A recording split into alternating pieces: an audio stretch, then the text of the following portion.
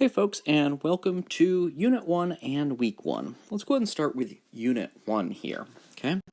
So, as I said before, each paper has its own unit, so there are 4 units, 4 papers, okay? This unit is focused on analytical writing. It's going to practice some basic citation. It'll focus on the difference between popular and scholarly resources and what the strengths and weaknesses are of each, and then finally how to cite those sources properly. Okay, so first things to do this week, watch the Welcome to Class and the How to Navigate the Course video. I know this might seem like kind of basic and not super interesting, but these are the things that are sort of lay out what you need to do in order to just kind of get through our course and do well. Let's go ahead and take a look at Week 1 specifically. All right, so watch the Welcome video. Watch the How to Navigate the Course video. Those are the 2 things I just mentioned. Watch the Week 1 video. You're doing that right now. So that's 1, 2, and 3. Then I want you to go over all the course information. So on the left-hand side, you've got general course info here. Please go into that, take a look at that. And then at the bottom, you've got the student resources and Feel Like You're Drowning. Okay, please take a look at all of those sections. Then, I want you to do 3 things. Take the syllabus or general information quiz, check your Prairie State email, and send Professor Nicholas a note to say hi, and then complete your introduction post on the discussion board. And if we go down here, you'll see those 3 things are right here in the class introduction module.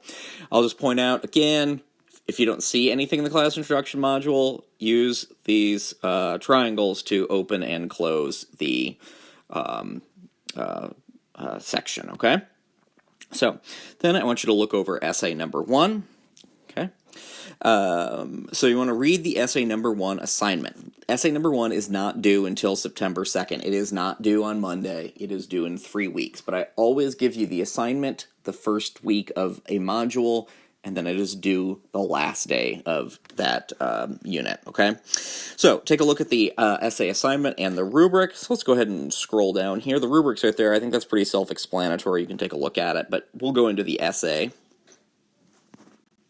So, I will almost always give you guys some context. In this case, we often get told don't use popular sources in your school papers. There is, however, little discussion about why, other than the generic statement that scholarly sources are better.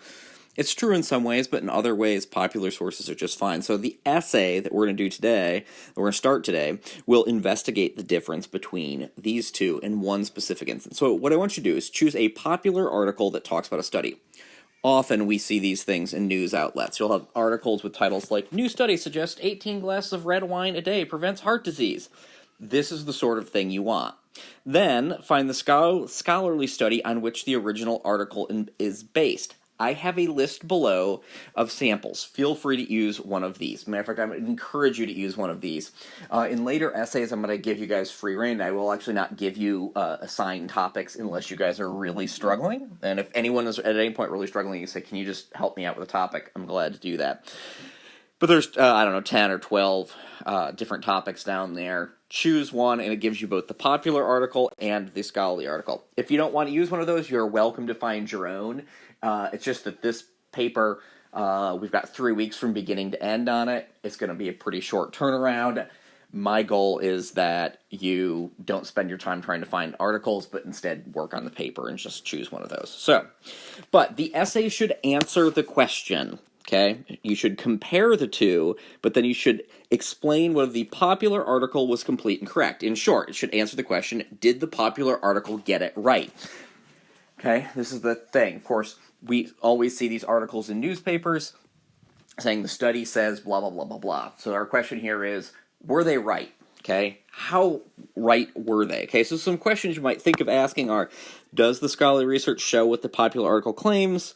If the popular article claims extends life or improves X, but to what degree does it really extend or improve? If there's a percentage, what does that mean in practical terms? I always say, if you extend the life of a terminal cancer patient by 50%, well, that might have it be huge, but if their average life expectancy is 2 months and you extend it to 3, there is certainly a question as to whether or not all of the medication or whatever it's going to require is worth it, okay?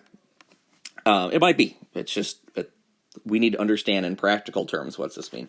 Popular articles are definitely more simplistic and shorter. What does the popular leave out leave out that the scholarly article has in it? What impact does that have on the correctness and completeness of the article? So those are some two terms I want you to think about: correctness and completeness. Is it correct and complete?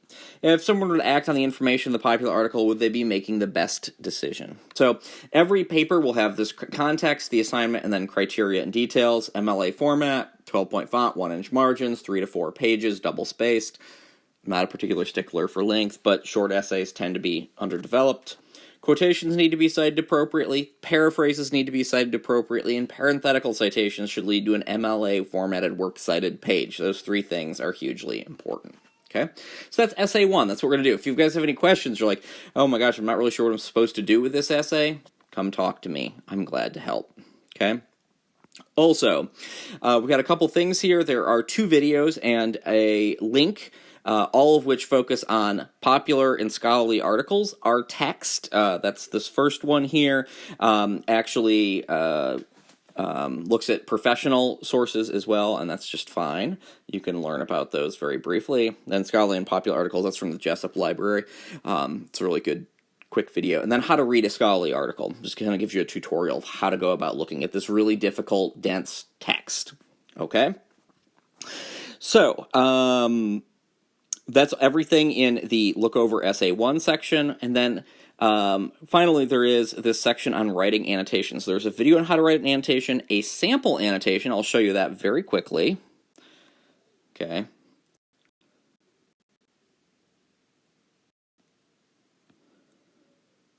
So sample annotation right here, we've got it broken into chunks. The video goes into this in greater details. You do not need to color code yours. If you want to, feel free, but you're not obligated to do so. Okay? And then you're going to write an annotation of the scholarly article you've chosen from Essay 1. So in other words, if you chose one from that list, you just need to write an annotation of the scholarly article. Okay? Try to get all the details in there that are important. That's everything for week number 1. It seems like a lot. In many ways, it is a lot. But we're going to kind of be keeping up at this pace more or less the whole semester, okay? If you have any questions, don't hesitate to let me know. I will be glad to help.